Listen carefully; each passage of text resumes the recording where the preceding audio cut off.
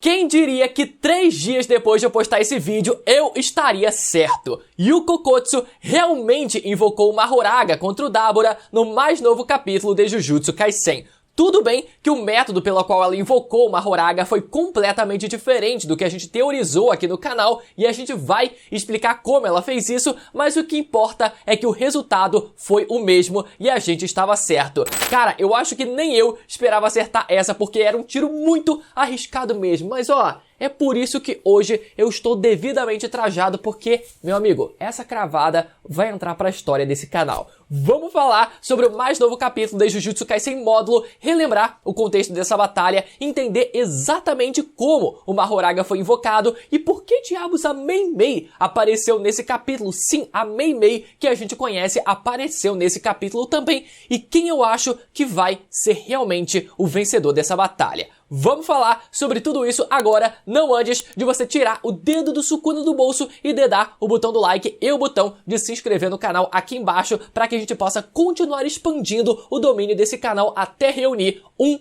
milhão de feiticeiros. Agora sim, vamos para mais um vídeo amaldiçoado para vocês. Bom, primeiramente... vamos lá relembrar o contexto dessa batalha. Sabemos então que os Shimurianos procuraram refúgio na Terra e a relação diplomática com os japoneses foi pro caralho no momento em que eles descobriram que os feiticeiros têm como obrigação exterminar a existência de espíritos amaldiçoados. Espíritos esses que são considerados sagrados pelos Shimurianos no planeta natal deles. Então, como os japoneses simplesmente não podem abrir mão dessa obrigação, já que os espíritos continuam surgindo cada vez mais, eles continuaram exterminando as maldições em segredo até que os Shimurianos descobriram, o clima ficou tenso, um dos aliens levou bala e para tentar resolver a situação da forma mais organizada e civilizada possível, os Shimurianos fizeram uma proposta. Um duelo entre o líder dos Shimurianos versus um feiticeiro da Terra, no caso a escolhida sendo Yuka Okkotsu. E nesse capítulo a gente entende exatamente o porquê ela foi escolhida.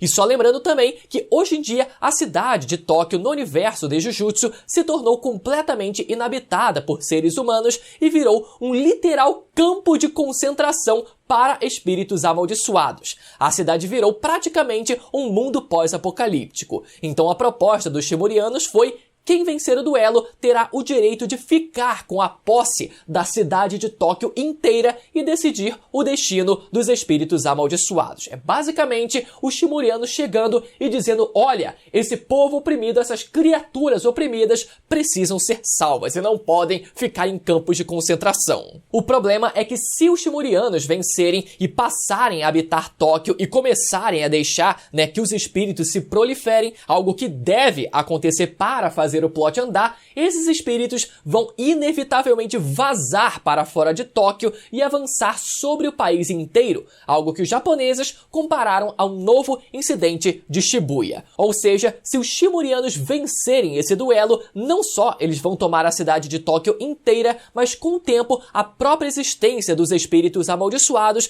vai permitir com que eles tomem o restante do país também. Enfim, entendido então o contexto da batalha, Yuko Kotsu foi a feiticeira escolhida para enfrentar Dabura. E como podemos ver, até aquele momento, essa batalha era literalmente uma garota com câncer terminal contra uma bomba atômica. Yuka simplesmente não parecia ter chance alguma contra o Dabura. Porém, nesse capítulo, a gente entende o motivo exato dela ter sido a escolhida. Mas antes da gente ir para as explicações, vamos ver como tudo isso aconteceu nesse capítulo 15 de Jujutsu Kaisen. O capítulo abre então com a Yuka indo pegar um avião e a gente percebe que a situação dela é bastante crítica e piorou muito nos últimos meses. Ela descobriu que tinha um câncer terminal e teria apenas 6 meses de vida e agora a gente vê que ela mal está conseguindo enxergar e tem precisado de uma cadeira de rodas para conseguir se mover. E aqui uma observação, eu queria muito que o Gege ele tivesse dado mais tempo de tela para Yuka nesses últimos capítulos. Eu entendo que a proposta do Gege seja causar um choque na gente, com essas páginas. Por exemplo, a página da Yuka sendo a escolhida para enfrentar o Dabura, ou essa página dela aparecendo praticamente cega e cadeirante nesse momento atual da história, isso tudo em impacta muita gente porque a Yuka apareceu muito pouco nesses últimos capítulos. Então quando ela aparecia era justamente para causar esse impacto dela sendo escolhida para o duelo ou ela aparecendo toda ferrada, e nesse sentido o Gege ele conseguiu transmitir isso muito bem pra gente. Mas por outro lado, a gente viu muito pouco da perspectiva da Yuka durante todo esse tempo, dela descobrindo que teria que enfrentar o Dabura, dela tendo toda essa piora de saúde nos últimos meses, sabe, para que a gente pudesse se apegar um pouco mais a ela, sabe, vendo ela gradualmente tendo que lidar com esse fardo e essa inevitável morte dela. Mas pelo menos esse capítulo deu muito destaque para ela e compensou demais, mostrando mais dessa perspectiva e de tudo que acabou passando na cabeça dela momentos antes da batalha começar. Então esse capítulo ele conseguiu compensar um pouco da escassez de tempo de tela que ela teve nesses últimos capítulos. Então vemos ela relembrando de quando ela ainda era uma criança e vivia com o irmão mais velho dela e dizendo que numa próxima encarnação ela gostaria de nascer como a irmã mais velha do Tsurugi, já que ele foi um péssimo irmão mais velho para ela. Então ela diz que gostaria de sempre pegar leve com ele, de deixar ele escolher o lanche primeiro, de ajudar ele com o dever de casa e todos os macetes para jogar videogame e etc. E o que mais me pegou nessa parte foi ver a Yuka achando que estava falando isso diretamente para o irmão dela. Pelo fato, dela tá ficando cega, ela achou que o irmão dela é quem estava ali presente do lado dela, porque ela só conseguia enxergar um borrão preto e mal conseguia entender ali a voz da pessoa que estava falando com ela, por conta de todo o estado debilitado que ela tá. Mas aquele era, na verdade, outro feiticeiro que só estava ali dando suporte para ela. Então ela fala todas aquelas coisas, aquelas palavras bonitas, achando que estava se despedindo do irmão dela. E no momento em que ela vai pular do avião, ela percebe que tudo aquilo que ela desejou para a próxima vida, ela na verdade já teve nessa vida de agora. Então, ao invés dela desejar reencarnar como a irmã mais velha do Tsurugi, ela deseja reencarnar novamente como a irmã mais nova dele. Então ela é arremessada lá de cima do avião e eu não tenho como deixar de notar como isso é bizarro, Eles terem arremessado uma garota cadeirante, assim, com câncer terminal, de cima de um avião dessa forma.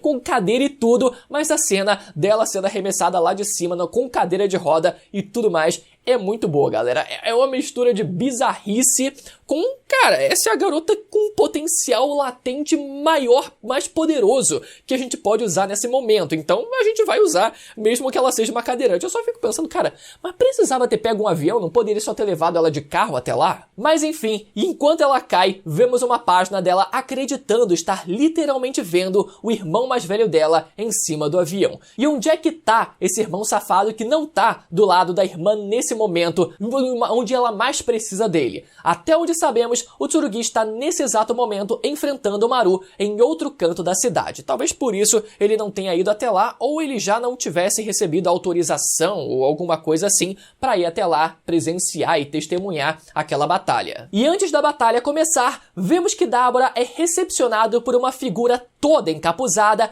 extremamente parecida com a Mei Mei, com o exato mesmo corte de cabelo, aquela franja ridícula dela e os corvos voando que eram parte da técnica dela. Ela aparece com 3 crianças, talvez os netos dela, muito parecidas com a própria Mei Mei e o seu irmão também, e começa a falar sobre paz e guerra, enfim, O que diabos a Mei Mei foi fazer ali? Eu acredito que o propósito dela seja o exato mesmo da luta contra o Sukuna, transmitir a luta através dos olhos dos corvos para as autoridades. Só que existe um outro detalhe muito importante nisso tudo. Essa figura, que claramente se parece com a Mei Mei, se apresenta pelo nome de Ui Ui, o irmão mais novo dela. Então, como assim a Mei Mei tá dizendo que é o Ui Ui? Galera, vamos entender essa bizarrice toda. Provavelmente o Ui Ui usou a sua técnica de transferência de corpos para se apossar do corpo da sua irmã mais velha.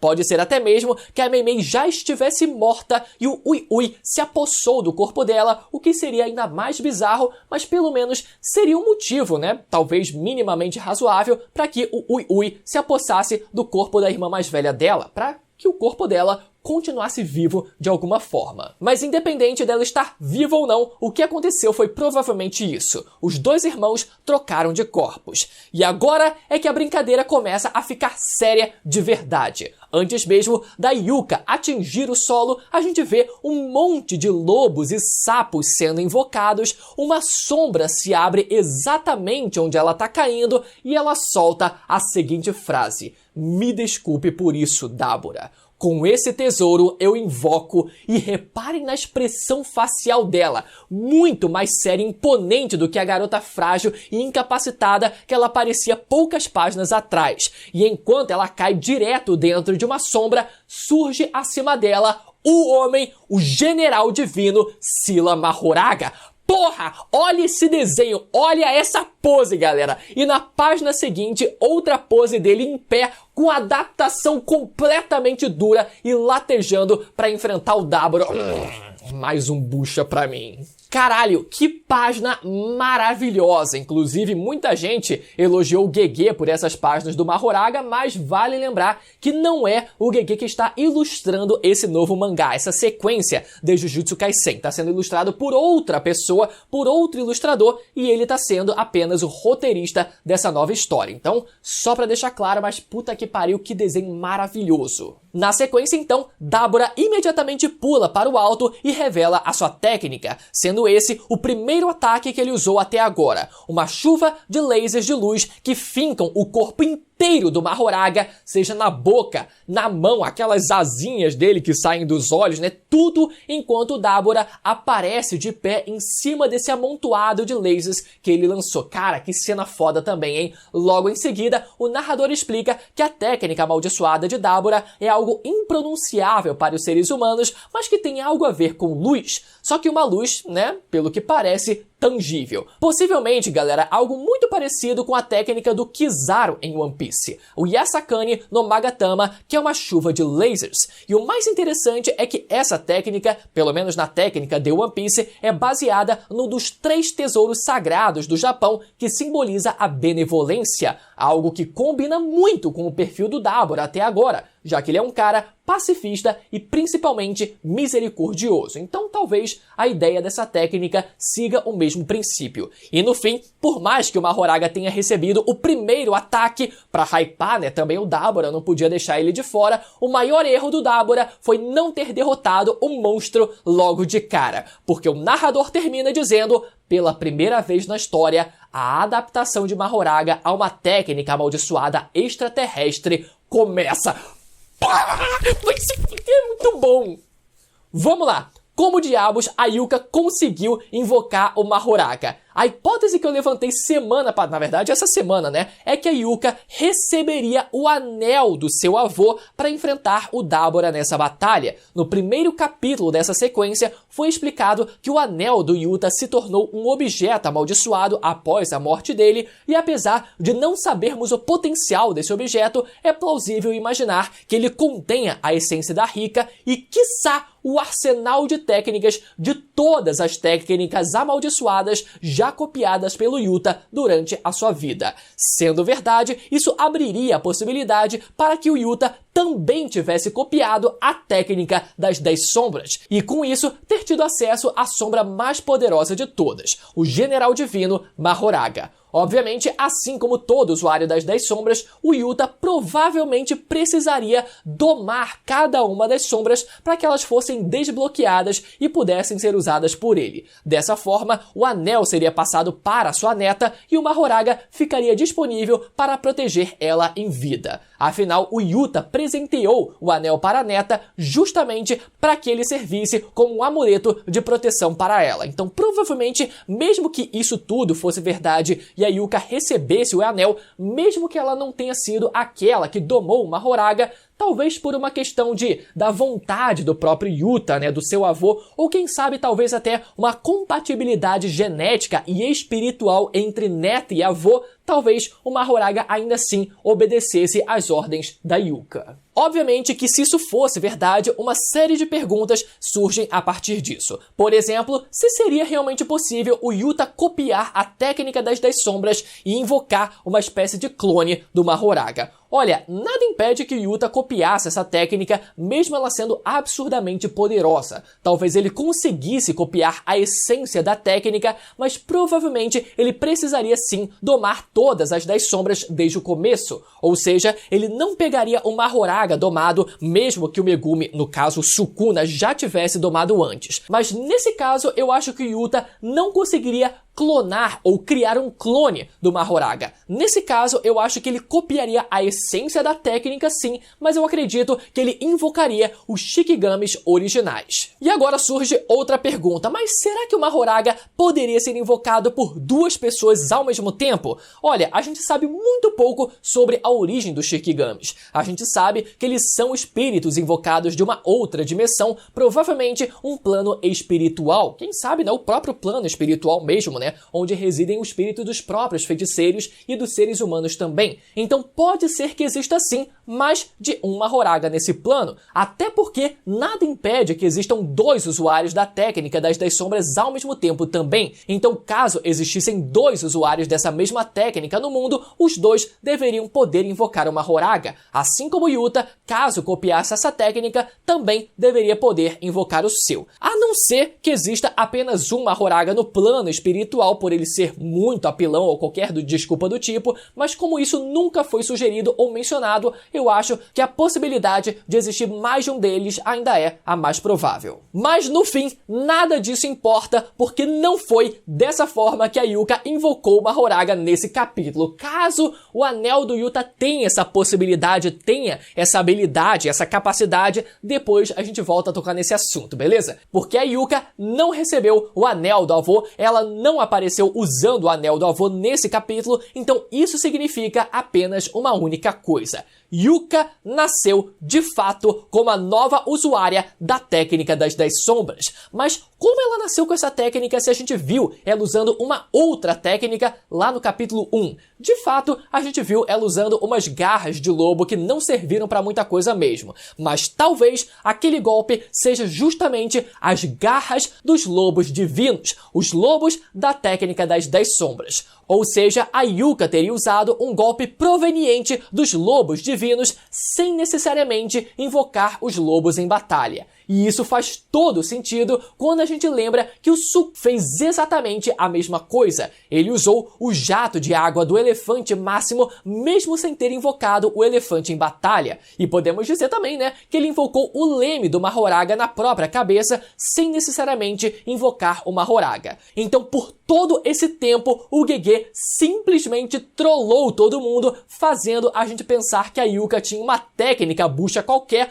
quando ela sempre teve a fucking técnica das 10 sombras. E eu tô falando da original e não uma cópia feita pelo Yuta. Mas como ela herdou essa técnica, Bruno? Muito simples, galera. Ela também carrega o sangue do clã Zenin, já que ela é a neta da própria Maki Zenin. Por isso, sempre foi possível que ela herdasse essa técnica. E o mais incrível é que até hoje ninguém tinha desconfiado disso. Eu até teorizei que poderia existir uma Mahoraga, a técnica das 10 sombras, no anel do Yuta, mas isso, galera, ninguém tinha teorizado. Porém, como sabemos, a Yuka não é uma feiticeira tão forte assim, então ela obviamente não domou o Mahoraga ainda. E é exatamente por isso que ela imediatamente se esconde nas sombras assim que o Mahoraga é invocado. Mas por que o Megumi não fazia isso? Ele é burro por acaso? Não, galera. O Megumi poderia muito bem fazer isso, ele usava as sombras dessa forma, mas o que o Megumi sempre quis foi se matar. Por isso, ele sempre tentava invocar o Mahoraga a cada oportunidade que tinha.